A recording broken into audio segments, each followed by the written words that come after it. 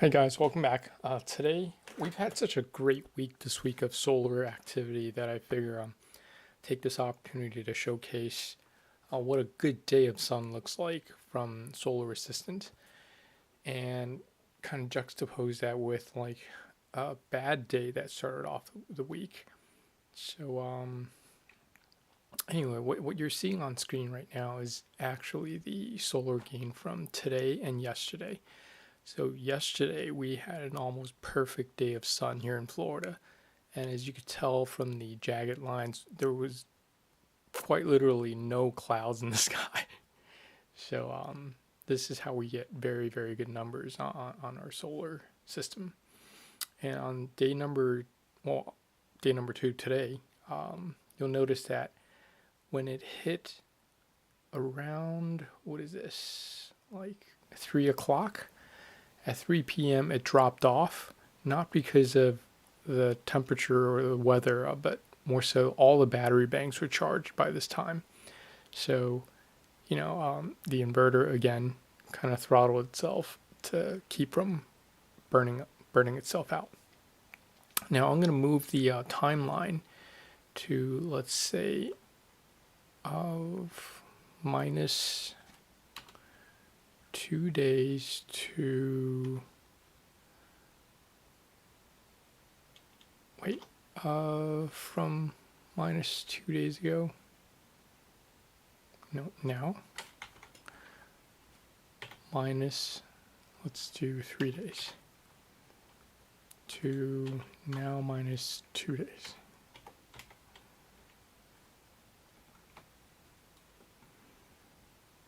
So yeah, this shows you the weather that 3 days ago. Just do one day. So this way you get a similar comparison. So again, this is the day before with almost perfect sun, and this is the day before. So it's Thursday, so which is a Monday. So as you could probably tell from the chart, like that it was so cloudy that it decimated our numbers to something that is not very impressive.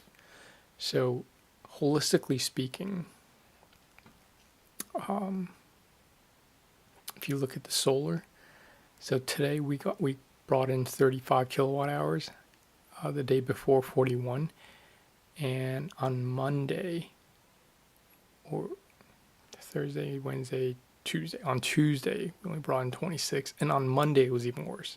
We only brought in 13 kilowatt hours with the same number of panels, same location on Earth. It's just, it makes a huge difference. So this is why, the conservative number is to estimate 5.5 solar hours for your solar system because of days like these and just the fluctuation that goes back and forth. And so, yeah, just want to show you that, the good news. And secondly, I want to kind of bring about the reason that I got into solar in the first place. So the reason I got into it is because of the electric bill. As you could see in the summer months, my consumption creeps up to 3 megawatt hours. 3.7 megawatt hours, 3.6, 4.1. So, the bill gets up to the higher three digits, which annoys me greatly.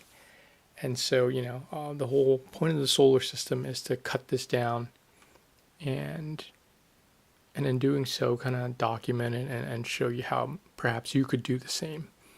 Now, let's look at this last month. We just commissioned our system 2 days ago. And this is the prior month from April 10th through May 12th. And you can tell the bill's going to come out to around $420. And the daily electrical consumption is 58 kilowatt hours, 88 kilowatt hours. So it's pretty ridiculous, and we're not even at the prime of the summer yet. But since 3 days ago, So 3 days ago, it's 88 per day. We still had our central AC kicking. Yesterday, we turned it off, and we turned it off completely. But the numbers were still kind of high because of the low solar gains on Monday. We were still recovering, and we were running the smaller mini split air conditioners that displaced the central AC.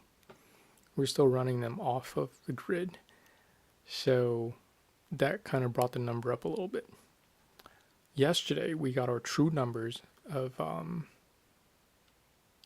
no central AC and the mini splits being powered solely on battery and solar power.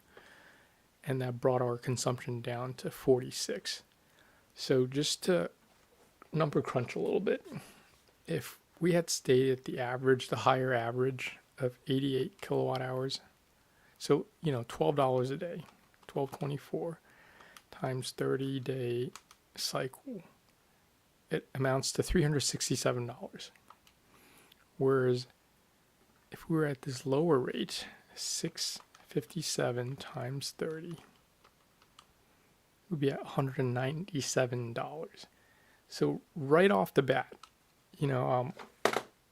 we've saved $150 just doing pretty much the exact same thing. Like the environmental conditions inside the house hasn't changed that much, that notably, and yet the efficiency of the higher SEER mini splits and the just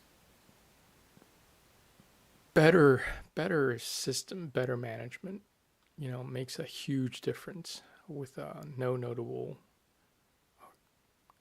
comfort difference. So this is the first step. If we look at the hourly usage, you'll notice that it's pretty much tapered off for the entire time.